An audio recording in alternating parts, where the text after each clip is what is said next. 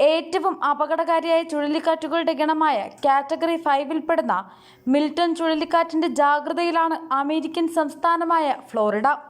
കാലാവസ്ഥാ നിരീക്ഷകരുടെ പ്രവചനങ്ങളെല്ലാം തെറ്റിച്ച് കഴിഞ്ഞ ദിവസം ശരവേഗത്തിൽ കാറ്റഗറി 5 മിൽട്ടൺ വീശിയടിക്കുകയായിരുന്നു.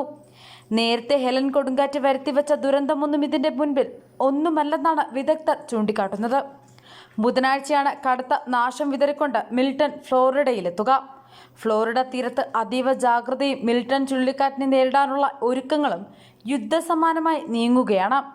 5 അടിയോളം ഉയരത്തിൽ മണിക്കൂറിൽ 175 മൈൽ വേഗതയിൽ വരെ എത്തുന്ന കൊടുങ്കാറ്റിനെ കരുതിയിരിക്കാൻ ഏകദേശം 60 ലക്ഷത്തോളം പേർക്കാണ് മുന്നറിയിപ്പ് നൽകിയിരിക്കുന്നത്. നിരവധി പേരെ അപകടം മുന്നിൽ കണ്ട് മാറ്റി പാർപ്പിച്ചു കഴിഞ്ഞു. ഇതിനിടെ കൊടുങ്കാറ്റിന്റെ യഥാർത്ഥ രൂപം വ്യക്തമാക്കുന്ന വീഡിയോ അന്താരാഷ്ട്ര ബഹിരാകാശ നിലയത്തിലെ ക്യാമറകൾ ബഹിരാകാശത്ത് നിന്ന് പകർത്തിയിരുന്നു. മിൽട്ടൺ കൊടുങ്കാറ്റ് ഗൾഫ് ഓഫ് മെക്സിക്കോയിലൂടെ സഞ്ചരിക്കുന്നതിന്റെ ദൃശ്യങ്ങളാണ് രാജ്യാന്തര ബഹിരാകാശ നിലയം പകർത്തിയത്. മിൽട്ടൺ ചുഴലിക്കാറ്റിന്റെ ഭീമാകാരമായ വ്യാപ്തി ഈ വീഡിയോയിൽ വ്യക്തമായി കാണാം. ഈ ദൃശ്യങ്ങൾ രാജ്യാന്തര ബഹിരാകാശ നിലയം സമൂഹ മാധ്യമമായ എക്സിൽ പങ്കുവച്ചിട്ടുണ്ട്.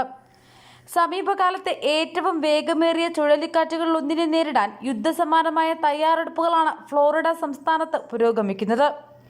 ചുഴലിക്കാറ്റിനെ നേരിടാൻ സമീപകാലത്തെ ഏറ്റവും വലിയ കുടിയൊഴിപ്പിക്കലിന്റെ സാക്ഷ്യം വഹിക്കുകയാണ് ഇപ്പോൾ ഫ്ലോറിഡ. 12 കോടിയിലധികം ജനങ്ങൾ നിരീക്ഷണത്തിലാണ്.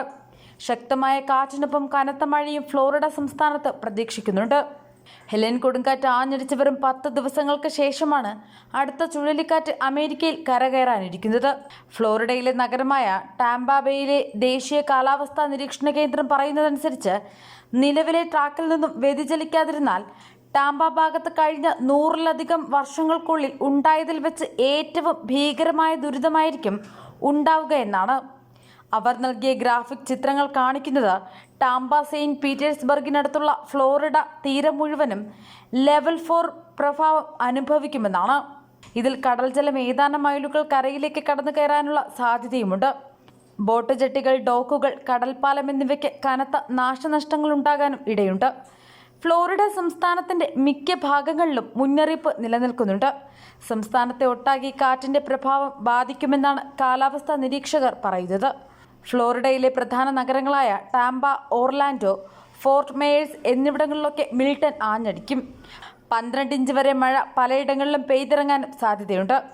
പടിഞ്ഞാറൻ കടൽ തീരത്തായിരിക്കും ഇതിന്റെ പ്രഭാവം കൂടുതലായി കാണുകയെന്നാണ് കാലാവസ്ഥാ വിദഗ്ധർ അഭിപ്രായപ്പെടുന്നത്.